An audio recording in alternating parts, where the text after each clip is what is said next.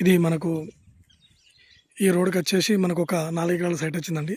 అక్కడ కనిపించే మన కల్వర్ట్ అండి. ఆ కల్వర్ట్ నుంచి ఇక్కడ ఈ సైట్ వరకు ఎగ్జాక్ట్లీ ఒక 300 మీటర్స్ ఉంటుందండి. ఇది లోపల 4 ఎకరాలు అండి. చుట్టూ కడీలు ఉన్నాయి మన సైట్ చుట్టూ.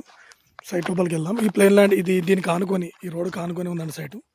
కొంచెం ఇది మనకి సైటు ఇడిచిపెట్టారండి. ఇది మనకి ఇక్కడ గెస్ట్ హౌస్ పర్పస్ చాలా బాగుంటుందండి. ఇది మొత్తం వరి పొలమే అండి. ఇది సైట్ చుట్టూ కడీలు వేసి ఉన్నాయి. సైట్ లోపలికి వెళ్తున్నాం. మొత్తం వరి పొలమే అండి. ఇది ఇందులో ఒక మనకు బావి ఉంది, బోర్ ఉందండి. చూడండి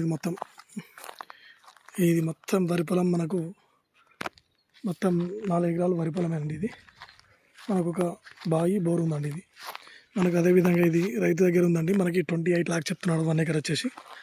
కొంచెమే నెగోషియబుల్ అండి. మంచి రెడ్ సాయిల్ భూమి ఇది. మనకి ఇది సిద్దిపేట నుంచి ఉస్నాబాద్ వెళ్ళే 4 వేకి వచ్చేసి ఎగ్జాక్ట్లీ ఒక 2 కిలోమీటర్లు లోపలికి ఉంటాయండి సైట్. ఇది ఇట్లా కనిపించే సైట్ ఇట్లా మీదికి వెళ్ళి ఇట్లా మొత్తం వరి పొలం అండి. అక్కడ కడీలు కనిపిస్తున్నాయి చుట్టూ. అటు మన బ్యాక్ సైడ్ ఇట్లా కన్నీళ్ళు కనబడుతున్నాయండి. ఇట్లా వెళ్ళి ఈ మట్లు వేప చెట్టు నుంచి అటు కిందికి ఉంటుందండి.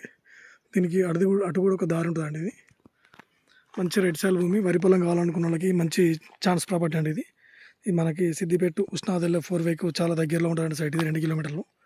అదేవిధంగా మనకి ఇది ఉస్నాబాద్కి వచ్చేసి సైట్ మనకు ఒక 18 కిలోమీటర్ దూరంలో ఉందండి సైట్. ఇది ఈ గడ్డ మీద మనం మంచి గెస్ట్ హౌస్ పర్పస్ కట్టుకోవచ్చండి.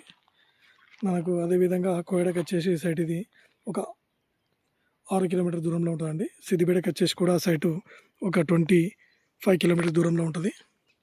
షామీర్పేటకి అదేవిధంగా కూడా సైట్ ఇది ఒక 93 కిలోమీటర్స్ దూరంలో ఉంటుందండి. ఇది కరీంనగర్ కూడా చాలా దగ్గరలో ఉంటుంది సైట్. ఇది 50 కిలోమీటర్స్ దూరంలో ఉంటుంది. మంచి రెడ్ సాయిల్ అండి ఇది.